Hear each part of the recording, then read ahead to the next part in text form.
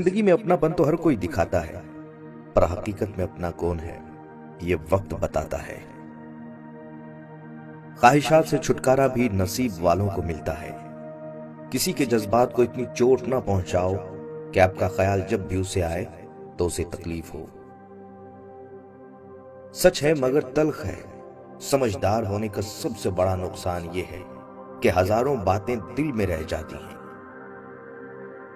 देर होने का मतलब ये नहीं कि वो दुआ कभी कबूल नहीं होती, तुम दुआ मांगना ही छोड़ दो।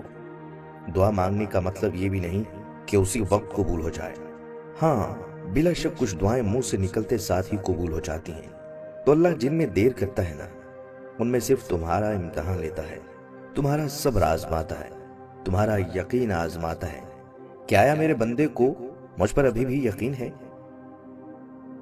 आपका बड़ा सरमाया वो लोग हैं जो आपकी गैर मौजूदगी में अपने रब से दुआओं में आपके लिए खैर मांगते हैं। 3 इंसान 3 चीजों से महरूम रहेंगे, गुस्से वाला सही फैसले से, झूठा इज्जत से और जल्दबाज कामयाबी से। घर के झगड़े, किसी पर किया हुआ एहसान, बेइज्जती और बीवी के साथ होने वाली बातें कभी किसी अनजान के साथ शेयर मत कीजिएगा।